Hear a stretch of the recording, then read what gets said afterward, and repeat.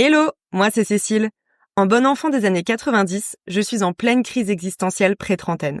Du genre, qu'est-ce que je veux faire quand je serai grande? Est-ce que je suis vraiment bien dans ma vie? Et surtout, c'est quoi le sens de tout ça en fait?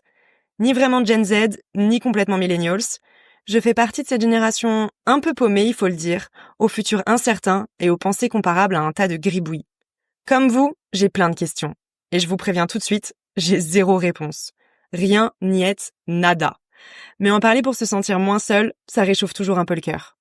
Ici, pas de coach de vie, pas de recette miracle. Juste des réflexions en vrac, des interrogations et une porte ouverte pour tenter d'y répondre. Bienvenue dans Flou, un podcast aussi flou que nos avenirs pour les cerveaux un peu embrouillés.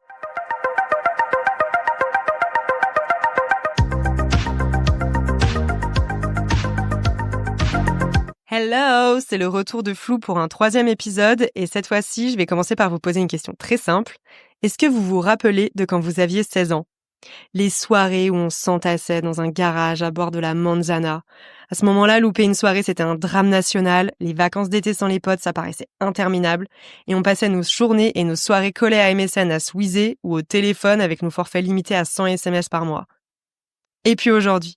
Aujourd'hui, réussir à caler un simple café avec ta pote, c'est limite une mission commando. Comment des relations qui ont pu prendre une place énorme dans nos vies d'ados peuvent-elles se transformer à ce point? Cet épisode, il est fait pour nos amitiés, celles qui évoluent, celles qui s'évaporent, celles qu'on enrichit et celles qu'on délaisse. Parce qu'une fois adulte, une vraie question se pose. Pourquoi nos amitiés changent-elles autant?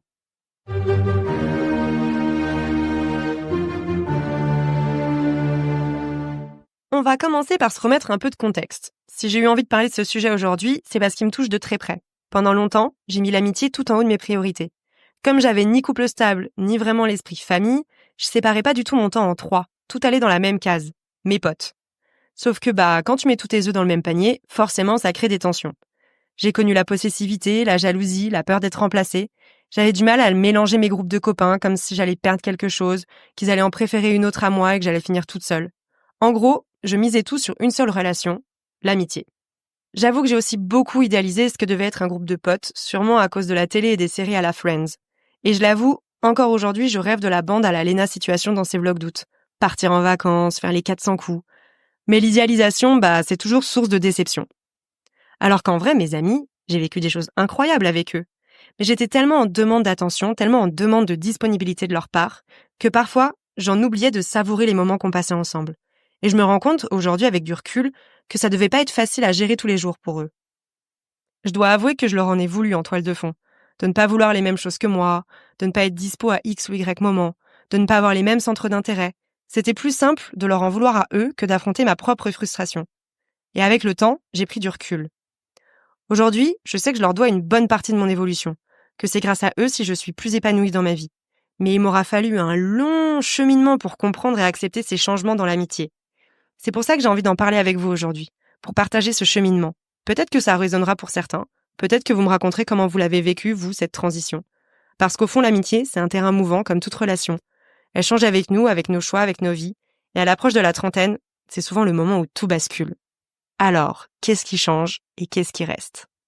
Pour cet épisode, j'ai demandé à Diane, Lucille et Lilou, 3 amies plus ou moins anciennes, de m'accompagner et de me partager leur vision de l'amitié et la place que cela occupe dans leur vie aujourd'hui. Alors, quand j'étais plus jeune, j'avais l'impression que l'amitié s'imposait beaucoup plus à moi. En fait, c'était une amitié qui pouvait notamment venir, d'une pression sociale via, l'appartenance à un groupe, par exemple. Du coup, comme tu avais un pote qui appréciait, quelqu'un d'autre ou inversement, eh bien, toi, par ricochet, tu vas, ou non l'apprécier. Et ce que je trouvais hyper intéressant aussi avec les amitiés de quand on était plus jeune, c'était, tu vois, l'extrême des sentiments que tu pouvais ressentir. Ça pouvait être, tu vois, hyper éphémère, pendant, je pense à des vacances, par exemple, et en même temps hyper intense, dans le bon comme dans le mauvais sens. Et ça, cette intensité, c'était typiquement, l'intensité des amitiés de de jeunesse. Alors que je trouve qu'aujourd'hui, l'amitié, elle est beaucoup plus, choisie. En fait, tu as moins le temps dans ta vie. En plus de ça, tu cours après ce temps-là et d'ailleurs, ça me fait penser à ton précédent podcast et je rebondis dessus du coup et en fait, tu as envie que les amitiés qui remplissent ce temps, en tout cas pour moi, elles soient plus qualitatives. Par conséquent, on est plus exigeant presque en amitié qu'en amour ou qu'avec notre famille. De son côté, Lilou avait beaucoup idéalisé le concept d'amitié. Alors moi, ma vision de l'amitié, elle a beaucoup changé, évolué ces derniers temps. Je pense que j'en avais une vision très idéale. En fait, moi, adolescente, mes amies, je les plaçais vraiment au stade de famille. Elles avaient vraiment une place plus qu'importante et centrale dans mon existence. Et du coup, j'avais aussi cette idée-là, et c'est aussi une idée qu'on partageait les unes les autres de on finira par être amis à 80 ans, on va passer et vivre toutes les étapes de nos vies ensemble, et en fait rien ne changera. La vie, la distance, les opportunités, tout ce qu'on veut ne viendra jamais influer de l'amitié et de l'amour qu'on ressent les unes pour les autres. Et c'est sûr que c'est joli à entendre comme ça, et j'ai peut-être espoir que ça puisse fonctionner. Je pense que c'est quand même très utopiste de se dire que aucune amitié ne change et que surtout elles restent les mêmes pour toute la vie en fait. Je pense qu'il y a quelque chose de chouette quand on est ado, c'est qu'on est très dans une naïveté mais qui est trop chouette, où on peut se permettre de penser à ça parce qu'on se rend pas bien compte de quel est notre avenir, des choix et des décisions qu'on va prendre ou qu'on va devoir prendre, et on se rend pas bien compte aussi qu'on va devoir prendre des chemins différents. Les amitiés de Lucille étaient également le ciment de sa vie adolescente pour finalement laisser de la place à d'autres choses une fois adulte. Je dirais une place centrale tout simplement puisque voilà, collège, lycée, en fait, on a l'espace pour, on a le temps pour. Tout tourne un peu autour de ça, à part évidemment, sinon la famille, l'école est peut-être une passion. J'ai eu la chance moi de trouver un groupe, hyper soudé avec qui je traîne encore, même si évidemment les dynamiques évoluent. Je sais que c'est pas le cas de tout le monde mais ça m'a vraiment aidé à me construire. Moi, chez moi, j'étais pas à l'aise de parler de tout parce que c'était pas le mood de mon éducation et du coup là, ça m'a donné confiance, ça m'a libérée sur, plein de choses, ça m'a décoincée du cul, parce que je rencontrais des personnes qui, elles, étaient hyper à l'aise sur tous les sujets et voilà, c'était ça, je me reposais dessus et donc ouais, une place centrale. Et quelle place ils occupent maintenant? C'est toujours un des piliers de ma vie, mais parmi du coup beaucoup d'autres. Outre ceux qui existaient, voilà, maintenant il y a le travail, les projets perso, les projets créatifs, tous les cercles qui vont avec, voilà, toutes les nouvelles personnes, les nouvelles rencontres. Ce qui fait que plus de monde à voir, plus de choses à gérer, moins de temps, moins de place, mais voilà, il faut réussir à articuler tout ça pour quand même, entretenir, et cultiver ses amitiés. Je dirais que du coup, je les vois moins, mais que c'est plus qualitatif peut-être aussi. J'aime créer des moments, d'amitié. C'est des nouvelles typologies de relations et d'ailleurs, je dirais qu'en fait, chacun de mes amis n'occupe pas la même place, n'a pas le même rôle dans ma vie. Je pense qu'il y a plusieurs types d'amitiés. Évidemment, il y a justement celle, où je vais être plus dans, introspection, des heures de discussion à philosopher sur la vie. D'autres, plutôt mes copains de soirée et cetera. Voilà, faut juste dealer avec tout ça, plus un des derniers piliers, que j'ai construit au fur et à mesure et que j'aime, c'est mon petit monde, c'est ma solitude. Je pense que je suis devenue un peu un loup solitaire, mais je suis fière et contente d'être aussi à l'aise avec moi-même. Et du coup, faut l'espace aussi pour ça. Et il y a aussi un autre truc, c'est que même s'il y a moins de place et de temps pour les amitiés qu'avant, en revanche, j'ai l'impression que plus j'avance dans ma vie, plus l'intensité de ce que je ressens est fort. Il y a des fois où vraiment, je me suis dit récemment, j'ai l'impression de déborder d'amour, et de gratitude et pour cette personne, en fait. Et c'est trop bien comme sentiment. J'ai l'impression qu'on tombe toutes d'accord. À 20 ans, voir ses amis, c'est simple comme bonjour. On habitait tous plus ou moins au même endroit, on avait les mêmes horaires, assez peu de responsabilités. On finissait toujours par se retrouver au même bar. L'amitié, c'était spontané. Il n'y avait pas besoin d'envoyer un « t'es dispo ?» La réponse était toujours oui, il y aurait forcément quelqu'un qui traînait quelque part. En psychologie sociale, Marc Auger appelle ça la convivialité de proximité. L'idée, c'est que les amitiés fortes naissent souvent de la proximité géographique et temporelle, la même fac, le même quartier, les mêmes horaires. Et quand ce ciment disparaît, pouf, faut apprendre à entretenir activement la relation. Pas juste parce que vous vous croisez en soirée. Ça implique de continuer à se créer des souvenirs, à demander des nouvelles, à être présent pour l'autre. Avant, tu voyais ton pote parce qu'il habitait 2 portes plus loin. Aujourd'hui, il faut réserver des trains. Et puis avec le temps, tout le monde se met à jongler avec des agendas dignes d'un ministre. Boulot prenant, couple sérieux, enfants qui débarquent, déménagement à l'autre bout de la France, voire même du monde. Résultat, tu te retrouves à planifier un week-end entre copines pour dans 8 mois, comme si c'était le sommet international du G7. Moi, par exemple, ça fait des années que je ne lâche pas l'idée de réussir à organiser des vacances au ski entre copains. Ça doit faire au moins 10 ans que je lance l'idée, 10 ans que ça ne s'est pas réalisé. J'ai un profond respect pour les bandes de potes qui arrivent à garder leur tradition, avec par exemple des petites astuces de se bloquer toujours la même date, une année en avance, et de se tenir en se disant « Ok, ce week-end-là, il est réservé pour mes potes ». Franchement, bien joué. C'est là que tu réalises qu'à la trentaine, l'amitié, c'est plus seulement une question d'envie, mais c'est surtout une histoire de logistique. Et parfois, ça fait mal, parce que tu comprends que t'as plus accès à tes amis comme avant. Pendant longtemps, j'ai cru que cette distance, elle était liée à l'affection qu'ils avaient pour moi directement. Il m'a fallu quelques années, je suis un peu longue à la détente, pour piger que le problème, c'était juste le temps. Ce temps qui file, ce temps qu'on doit sans cesse négocier.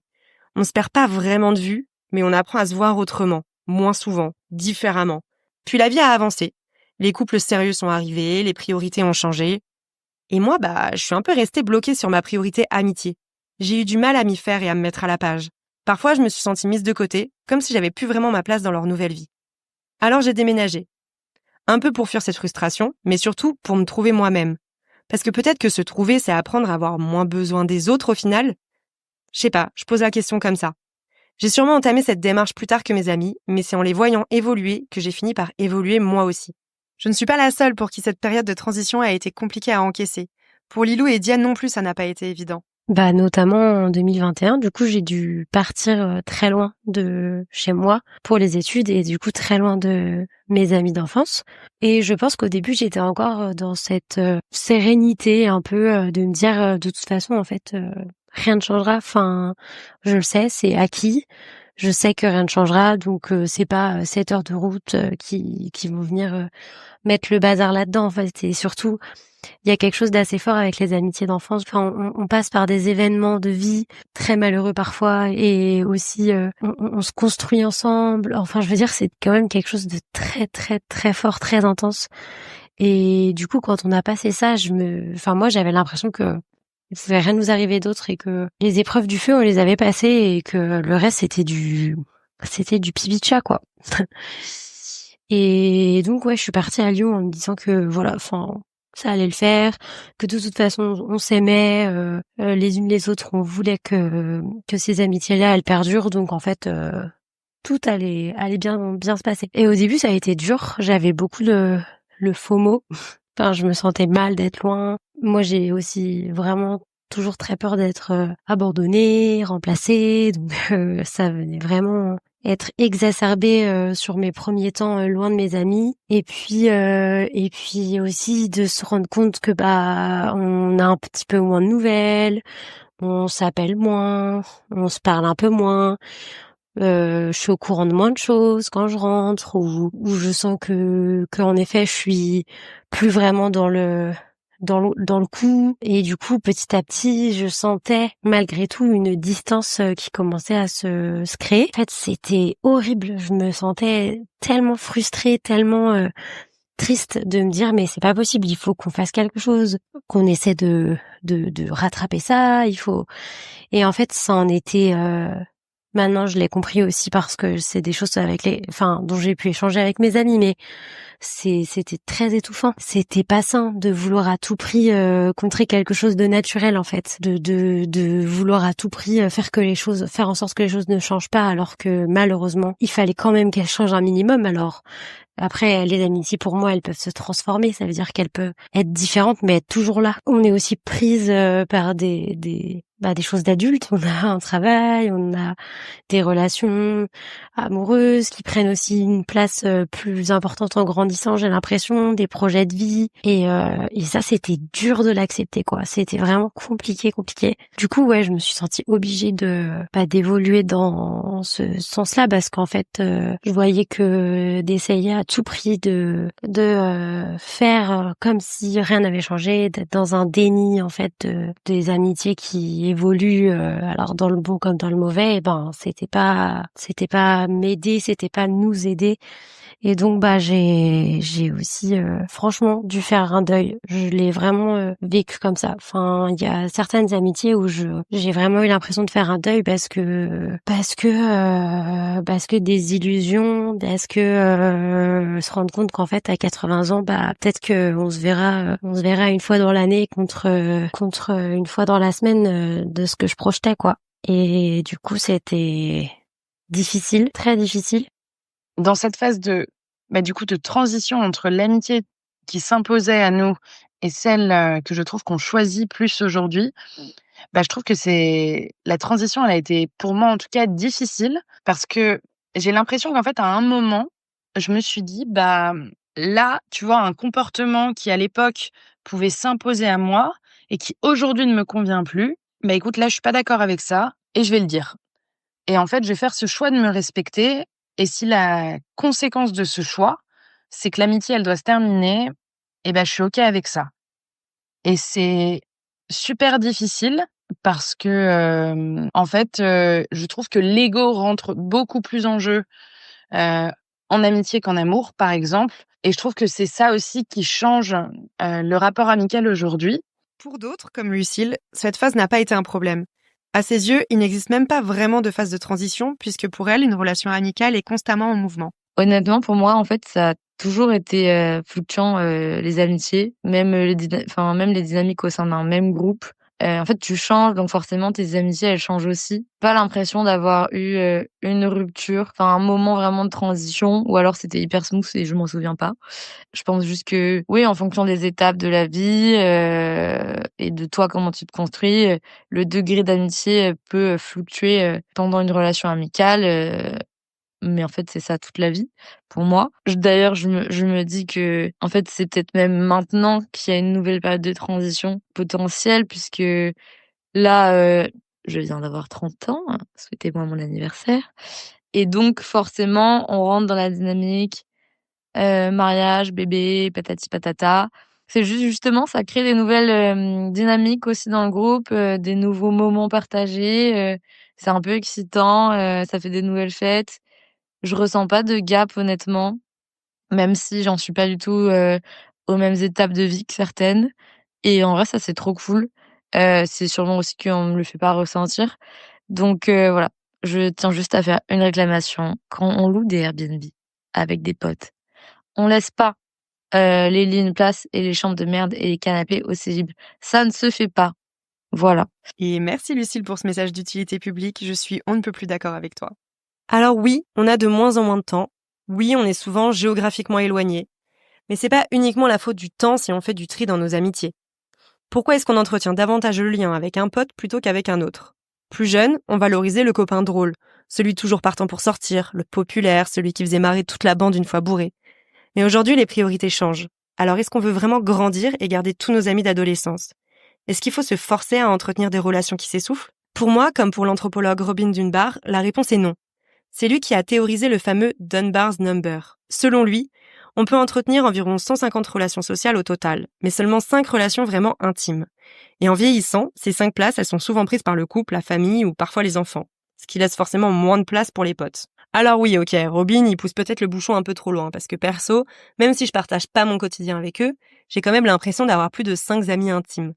Mais sa théorie m'a fait réfléchir. À un moment, je me suis même dit, mais attends, mais est-ce que c'est vraiment mes potes si je peux en avoir que 5 ? Ouais, ok, non, calme-toi meuf. C'est qu'une théorie, arrête de trop réfléchir et reconcentre-toi. Du coup, j'ai réorienté la question. Plutôt que de compter, je me suis demandé, qu'est-ce qui fait que je vais entretenir une amitié dans la durée ? Messieurs, dames, voici ce qui est sorti de ma réflexion. Point numéro 1. D'abord, la profondeur de la relation. Des valeurs communes. Je privilégie les gens qui écoutent, qui me soutiennent, qui m'encouragent dans mes projets. Des gens de confiance, sans jugement, qui conseillent avec bienveillance et avec qui tu peux être la version la plus authentique de toi-même. Ça, c'est vraiment mon noyau dur, mon central perk, façon Friends. Ensuite, vient les potes toujours déter, ceux avec qui je partage des passions, des délires, toujours partants pour une activité, une rando, une nouvelle expérience. Avec eux, tout est léger, il n'y a pas de problème, il n'y a que des solutions, c'est la simplicité. Troisième point, les potes d'enfance ou d'adolescence. aka les survivors, comme je les appelle. Ceux que tu connais depuis tellement longtemps, qui font presque partie de la famille. Vous parlez pas tous les jours du tout, vous n'avez pas forcément évolué dans la même direction. Votre vision de la vie ou vos idées sociales et politiques peuvent être très éloignées. Mais si vous les appelez pour enterrer un cadavre au beau milieu de la nuit, ils répondront présent pour sûr. Parce qu'on se connaît tellement bien, qu'on a passé tellement de temps ensemble à une époque où l'on se construisait, qu'on accepte chez eux des choses que l'on n'accepterait absolument pas chez de nouveaux venus dans notre cercle amical. Et je voudrais lancer un petit big up à ce groupe d'amis précisément. Parce que plusieurs études en psychologie et en santé mentale montrent que les amitiés de longue durée jouent un rôle protecteur majeur pour le bien-être psychologique. Par exemple, des travaux publiés dans le Journal of Social and Personal Relationship soulignent que les amitiés stables sur le long terme sont associées à une meilleure satisfaction de vie et à un stress perçu plus faible. Les recherches de William Chopik montrent aussi que passé un certain âge, les amitiés de qualité sont parfois plus prédictives de la santé et du bonheur que les liens familiaux. En vieillissant, conserver des amis proches agit comme un coussin émotionnel. J'adore la métaphore. Ça renforce le sentiment d'appartenance, offre un soutien face aux coups durs et contribue même à de meilleurs indicateurs comme la pression sanguine ou l'immunité. En clair, les survivors de ton cercle d'amis, ce sont de vrais facteurs de protection psychologique. Et c'est peut-être pour cela que l'on accepte les différences qui se creusent avec le temps sans trop broncher. Enfin, il y a les potes périphériques. Tu les croises, vous rigolez bien, mais vous partiriez pas en vacances ensemble. Ils font partie de ton cercle social, mais pas de ton cercle intime. Et ça reste très cool comme ça. J'ai l'impression qu'avec l'âge, ces potes périphériques prennent de plus en plus de place. Beaucoup de gens ne cherchent plus une nouvelle bande de potes, ils se contentent de compagnons d'activité et évoluent en solo le reste du temps. C'est ce qui rend les emménagements dans une nouvelle ville souvent compliqués et je l'ai vraiment ressenti en arrivant à Annecy. Tu skis pas avec celui avec lequel tu fais de l'escalade. Là où avant on se faisait des potes avec lesquels on partageait tout, maintenant on compartimente un peu chaque activité et chaque partie de notre vie. Lucille aussi a joué au jeu du j'aime pas de l'amitié et voilà ce que ça donne. Les choses que j'apprécie en amitié aujourd'hui. Numéro 1, les amitiés inspirantes. J'adore voir mes potes lancer des projets. Bon, on est en crise de la trentaine en plus, donc il y en a plein, comme toi et ton podcast, Cécile. Moi, ça m'inspire, ça me booste, ça me donne envie de passer à l'action et pareil, si moi je peux inspirer des gens, c'est trop cool, c'est hyper galvanisant comme énergie et en plus, ça fait des nouvelles activités aussi à partager ensemble. Ces amitiés créatives me plaisent particulièrement. Numéro 2, l'écoute, l'échange, mutuel, le fameux, «je te renvoie des questions», je te renvoie un «et toi» quand tu me poses des questions. Le fait d'aller dans le deep, j'ai dit des trucs que j'aurais jamais pensé dire de ma vie à des gens et c'est trop cool d'avoir ces safe places là. Numéro 3, vu que je suis mi-extravertie, mi-introvertie et que j'ai besoin de mes moments seuls et que je suis nulle en message aussi, les gens qui comprennent et qui acceptent ça, c'est hyper, agréable. Voilà. Numéro 4, la culture des petites attentions. Et là, je fais un big up, une dédicace à mes anciennes collègues qui m'ont un peu appris tout ça et c'est des trucs qui peuvent être très simples, mais en fait qui au quotidien, le changent complètement. Bon là, c'est un cas extrême, mais exemple, j'ai une amie qui m'a fait un calendrier de l'avent, jusqu'à mes 30 ans, pendant un mois avant, avec que des cadeaux personnalisés, des trucs matériels ou pas du tout, des playlists, des dessins, des trucs à écouter et j'ai adoré. Et enfin, ouverture d'esprit, et enfin, la communication. Les choses qui me manquent ou qui me chagrinent en amitié aujourd'hui, mes disclaimers pour les haters, je ne suis pas parfaite en amitié. Numéro 1, il y a un sujet sur la compétition, mais c'est un peu malgré nous, plus inconscient qu'autre chose. Je pense que nous sommes des victimes de la société et là, je parle surtout des amitiés féminines où en fait, vu qu'on est dans une société où il faut toujours prouver, notamment nous les meufs encore plus, se montrer, également, cocher des cases, d'un schéma social prédéfini et attendu. tout ça nous met une pression et nous met en compétition malgré nous et c'est dommage. En vrai, on est là pour se valoriser, se tirer vers le haut et du coup, oui, c'est cool de des fois faire peut-être un pas de côté dans ce genre de situation et de l'analyser et voilà. Numéro 2, la loyauté à tout prix. Ça, c'est un concept auquel j'adhère pas du tout. C'est pas parce que c'est mon pote qu'il a forcément raison que je vais forcément prendre son parti. Je serai là pour lui, je vais, soutenir et cetera. Numéro 3, le manque d'empathie, tout simplement. Numéro 4, lui, il va faire débat, mais les désaccords politiques, en tout cas dans les nouvelles amitiés. Mais c'est vrai que il faut rester ouvert, c'est cool de traîner avec des gens qui n'ont pas la même vision que toi. Mais c'est trop important, en tout cas certaines de mes convictions pour enfin, il y a des choses que je peux plus cautionner aujourd'hui. Voilà, évidemment, faut être nuancé, tempéré, mais malgré tout, malgré moi, ça reste, un sujet. Et numéro 5, je dirais le jugement, un peu celui qui va te, bah, justement, potentiellement te faire perdre confiance en toi. Je serais curieuse de connaître vos tops, tiens, à vous aussi qui nous écoutez. N'hésitez pas à les partager en commentaire de l'épisode sur Spotify, Deezer ou Apple Podcast. Souvent, j'ai tendance à faire un parallèle entre les différents types de relations. Je m'explique. On entend souvent dire, quand on veut, on peut. On trouve le temps. En amour, on le répète souvent. Ah, mais si ce mec-là, il te voulait vraiment, il trouverait le temps de te voir, il trouverait le temps de t'écrire, il trouverait le temps de te demander des nouvelles. Pourquoi ça ne marcherait pas pareil en amitié? Si ton mec te disait qu'il n'a jamais le temps pour toi, tout le monde te conseillerait de le quitter. Alors pourquoi on se pose pas la même question pour nos jobs ou pour nos potes? Je dis pas que c'est la solution, mais si on applique vraiment le fameux quand on veut on peut, ça veut dire que le temps, ça explique pas tout non plus, c'est pas une vraie excuse. Au final, tu commences à te poser les mêmes questions en amitié qu'en amour. Est-ce que les moments passés ensemble me font du bien? Est-ce que la relation est trop pesante? Est-ce que mon ami respecte mon rythme de vie et mes limites? Aujourd'hui, je peux ne pas voir une amie pendant 6 mois et la retrouver comme si on s'était vu la veille. Je suis OK avec le fait qu'elle réponde à mon vocal une semaine plus tard parce que je sais que nos vies sont bien remplies. Et j'attends la même chose d'elle. Parce qu'une amitié, ça doit rester un plaisir. On a déjà assez de contraintes comme ça dans la vie. Alors qu'à 15 ans, si tu m'avais laissé un vu, mais crois-moi que je l'aurais pas bien pris du tout et que j'aurais été super vexée. Et finalement, s'il est acquis qu'une relation amoureuse traverse différentes phases avec des hauts et des bas, transposons le même principe dans nos relations amicales. On a grandi dans une société qui nous vend l'amitié comme quelque chose de linéaire, de lisse, de long terme, de durable. Alors qu'en vrai, dès que tu mets deux humains ensemble, piou, ça peut pas être lisse. Forcément, il y aura des envies, des attentes différentes à un moment donné. En psychologie sociale, on considère justement que les relations, amicales comme amoureuses, suivent des phases naturelles d'évolution. Phase numéro 1, l'intensité. Le début, tout est nouveau, c'est fort, c'est fusionnel, tu découvres des points communs, tu passes ton temps ensemble, c'est l'explosion. Ensuite vient la phase de stabilisation. Au bout d'un moment, la relation s'installe. C'est moins spectaculaire, mais plus solide, plus rassurant. C'est le cœur du lien amical. Et puis vient la troisième phase, qu'on pourrait appeler l'affaiblissement ou la transformation. Certaines relations perdent de leur intensité parce que parfois les chemins divergent, parce que l'énergie n'est plus la même. Mais c'est pas forcément un échec. Il y a beaucoup d'amitiés qui ne disparaissent pas, qui se transforment. Elles deviennent plus espacées, plus low maintenance, si on peut dire. Parfois, elles changent de rôle. Elles passent du confident quotidien à l'ami qu'on revoit une fois par an avec plaisir. À 20 ans, c'est fusionnel. À 30 ans, c'est plus calme. Et ce qu'on vit souvent, cette distance, ces changements de rythme, c'est pas une trahison, c'est pas un échec. C'est juste le cycle normal d'une relation. Et c'est pas à prendre personnellement. Ce message m'est vraiment clairement destiné, j'essaie de me l'ancrer dans la tête. Et lorsque j'écoute les témoignages de Diane et de Lilou, je me rends compte que je suis pas la seule à faire le parallèle entre les amitiés et les relations amoureuses.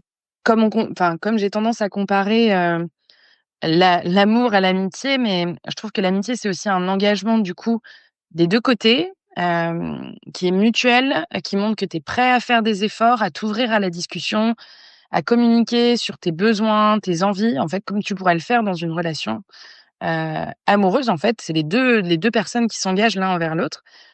Mais par contre, tu as cet ego qui rentre beaucoup plus en compte où, quand tu te sens blessé, je trouve que tu vas beaucoup plus facilement revenir en amour en te disant, cet engagement, il va falloir que ça dure dans le temps. Alors qu'en amitié, tu vas plus vite être blessé, plus vite te dire: OK là, si son comportement ça me convient pas, j'arrête parce que ton ego a été touché», tu vois? Et c'est drôle parce que, je pense que j'ai jamais autant comparé une relation amicale à une relation amoureuse. Mais pour moi, être ami, c'est se sentir libre de communiquer, sur ce que tu ressens, s'il y a des choses qui ne te correspondent plus, s'il y a des choses qui ne vont pas, c'est aussi dire quand ça va. Dire, que enfin, tu vois, que tu passes un bon moment, que tu es heureux, c'est en fait, c'est ça, c'est de se sentir libre de dire les choses et que l'autre soit capable de les entendre et c'est aussi avoir pour moi, une entière confiance en l'autre et surtout de sentir qu'il va pas me juger et ça, c'est super difficile parce que on a tous, notre éducation, nos expériences de vie, nos blessures et cetera et qui vont, intervenir là-dedans et en fait, quand tu as tout ça, tu vois, quand tu as la communication, le non-jugement et la confiance en l'autre et tu sais que tu tends vers la même chose, tu vois?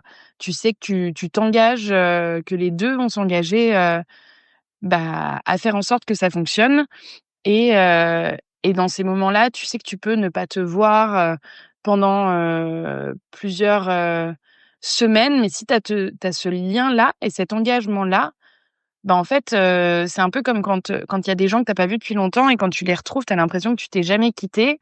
Après, c'est à toi de choisir comment tu décides de maintenir le lien, entre, mais parce qu'il y a ce truc fort qui vous lie et ça permet de faire durer l'amitié dans le temps. Ce que j'ai appris aussi et ce que je retiens, c'est que les amitiés, c'est avant tout de l'amour. En fait, ce que je trouve assez dingue, c'est qu'on est vraiment, on a acquis vraiment cette pensée que le couple, c'est un travail de tous les jours, c'est quelque chose qui s'entretient, qui n'est pas acquis, qui peut s'arrêter du jour au lendemain. Où il faut se prouver tous les jours l'amour qu'on a l'un pour l'autre. Enfin ça, j'ai l'impression que c'est quelque chose qu'on a tous et toutes en tête. Et pour autant, pour moi, l'amitié, c'est exactement la même chose. C'est vraiment exactement la même chose et c'est là où où a été mon erreur en fait. C'est de penser que non, c'était acquis et que du coup, je pouvais me reposer là-dessus, même un peu les mettre de côté à certains moments en me disant que de toute façon, je pouvais y revenir quand je voudrais parce que ce serait là. Et c'est faux, c'est totalement faux. Et qui plus est, en grandissant, je pense que c'est là où le tri du coup se fait un peu naturellement. C'est quand on laisse trop de côté certaines amitiés en pensant qu'elles bougeront jamais, qu'on se fait avoir en fait. Et pour moi, l'amitié, ce que je retiens, c'est que c'est un travail de tous les jours en fait. C'est quelque chose qui demande de se remettre en question, de pouvoir communiquer, de pouvoir se dire quand on s'y retrouve plus dans la relation, que c'est aussi se prouver en fait, se prouver que qu'on s'aime, se prouver qu'on est importante les unes pour les autres, se prouver que s'il y a de la distance, se prouver différemment aussi, s'adapter aux modalités de la relation. Enfin, je pense en tout cas vraiment que c'est quelque chose qu'il faut vraiment pas prendre à la légère parce que du jour au lendemain, ça peut s'arrêter. Quand j'ai parlé de cet épisode avec mon mec, en lui listant un peu toutes les idées que j'allais aborder, il m'a regardé avec des grands yeux et il m'a dit « Oh là là, mais vous les filles, vous vous posez vraiment beaucoup trop de questions. Moi, mon pote, c'est mon pote, hein. Basta, on se parle pas pendant 6 mois et quand on se voit, on est content, il y a pas d'attente. » Bah ouais, c'est vrai que dit comme ça paraît simple. Mais j'aime croire quand même que les mecs se posent un peu plus de questions que ça. Mais voilà, le problème, c'est que j'ai écrit cet épisode depuis mon point de vue de petite meuf de 29 ans, donc c'est difficile de parler à leur place. Je me suis dit que ce serait cool, du coup, avant de conclure cet épisode, d'ouvrir une petite parenthèse pour leur demander directement. Je m'appelle Geoffrey et dans quelques semaines, je vais avoir 30 ans. Et je crois que c'est une étape de la vie à laquelle on se pose tous beaucoup de questions, et notamment moi, concernant l'amitié. C'est vrai, quand on est adolescent, l'amitié, finalement, c'est simple, c'est insouciant. On se voyait après les cours, on passait nos week-ends ensemble. On n'avait pas besoin d'avoir de raison pour être là les uns avec les autres. Il suffit simplement de rire, sortir, et puis ça suffisait. Simplement le plaisir d'être ensemble, de découvrir la vie, en tout cas ce qu'elle avait à nous offrir. Et puis voilà, ça s'arrêtait là. Mais c'était génial. Ces moments-là, je crois qu'ils m'ont construit. Ils m'ont permis de m'évader pendant mon adolescence où j'ai pu rencontrer des difficultés aussi, comme tout ado qui se construit, je crois. Et à cette époque, je crois que mes amis, c'était aussi et surtout un refuge et une façon d'échapper un peu à la réalité. Et évidemment, ce que je considérais comme étant l'amitié à 15 ans n'a plus grand-chose à voir avec ce que j'en pense aujourd'hui. Avec le recul, je comprends que cette forme d'amitié, finalement, elle tenait beaucoup compte d'un contexte, d'un âge, et des besoins qu'on avait à ce moment-là. Et à mon sens, mon besoin primaire, c'était aussi d'être entouré. Parce que oui, pour moi, avoir des amis, et surtout beaucoup d'amis quand j'étais plus jeune, c'était avant tout une manière de me sentir épaulé. Et il a fallu que j'apprenne à être seul pour apprendre à encore plus aimer mes amis actuels. Voilà, les années sont passées et en 2019, je suis parti avec mes 4 meilleurs potes en Australie. Ça a été la première fois où j'ai compris ce qu'était vraiment l'amitié. On a passé 6 mois à vivre ensemble dans un van, donc dans 4-5 mètres carrés, à partager notre quotidien. Et croyez-moi, ça teste une amitié. On a eu des galères, on a eu des moments de tension, des moments de souvenirs incroyables aussi. Mais je crois que c'est cette expérience qui m'a appris quelque chose, c'est que d'être ami, c'est pas seulement partager des bons moments, c'est aussi de traverser finalement les épreuves les uns avec les autres. Et puis ensuite, voilà, est arrivé le Covid, les déménagements des uns, des autres, les projets de chacun, la distance. Et là, forcément, les choses changent. On ne se voit plus aussi souvent qu'avant. On partage plus la même ville, parfois même plus le même pays. Et du coup, c'est là que vient la question de qu'est-ce qui reste de ces amitiés-là. Et aujourd'hui, à l'approche de mes 30 ans, je crois que j'ai ma réponse. Les vrais amis, c'est ceux qui restent même quand on ne les voit pas pendant 6 mois. Ceux avec qui, dès qu'on se retrouve, tout est naturel. Ceux qui prennent des nouvelles, qui s'intéressent à ta vie, et ceux pour qui t'es heureux quand ça avance dans la leur. Et c'est ces gens-là aujourd'hui, je peux dire que ce sont vraiment mes amis. Maintenant, l'amitié, ça se vit plus de la même manière. Avant, voir mes potes, c'était faire la fête, sortir. Et aujourd'hui, c'est nettement plus profond. C'est aussi partager des projets, discuter de nos familles, se soutenir dans les moments difficiles. Et pour ce faire, moi, j'ai moi-même déménagé dans une ville où je connaissais personne. Et j'ai compris ce qu'ont vécu mes amis. Et aujourd'hui, je trouve que justement, j'arrive à comprendre aussi que l'amitié est encore plus précieuse justement. Euh, et puis, je voulais aborder un sujet concernant l'amitié. C'est que je suis souvent confronté à des mecs qui sont potes qu'avec des mecs. À la rigueur, les copines de leurs potes. Et personnellement, j'ai grandi qu'avec des femmes, avec ma mère et ma sœur. Et je crois que ça m'a apporté une certaine ouverture d'esprit. Et aujourd'hui, dans mon groupe de copains, il y a autant de femmes que d'hommes. Et je crois qu'on a tous la même vision de l'amitié.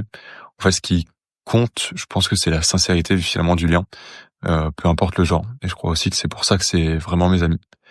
Alors si je devais donner ma définition de l'amitié aujourd'hui, à presque 30 ans, je dirais que c'est simple. Un ami, c'est quelqu'un que tu peux appeler à n'importe quel moment, sans te demander si tu le déranges. C'est quelqu'un chez qui tu peux débarquer juste pour passer un petit peu de temps sans justification. Quelqu'un qui est là, un peu comme une famille finalement. Euh, pour moi, l'amitié, c'est presque un lien fraternel. C'est quelqu'un qui te ressemble. Et au fond, c'est peut-être ça la plus belle chose de l'amitié adulte, c'est savoir que malgré le temps, malgré la distance, les évolutions des vies de chacun, il y a ces personnes qui resteront toujours là, toujours présentes. Mais ça demande aussi un effort de notre part. Parce que si l'amitié survit aux années et aux kilomètres, c'est aussi parce que on l'entretient. Envoyer un petit message de temps en temps, prendre des nouvelles, partager un moment, c'est possiblement la meilleure façon de garder les gens qu'on aime autour de soi. Et moi qui ne suis pas le plus grand démonstratif, qui fait pas toujours le plus d'efforts pour envoyer des messages et prendre des nouvelles, je vais en profiter pour dire à mes amis à quel point je suis fier d'être le leur.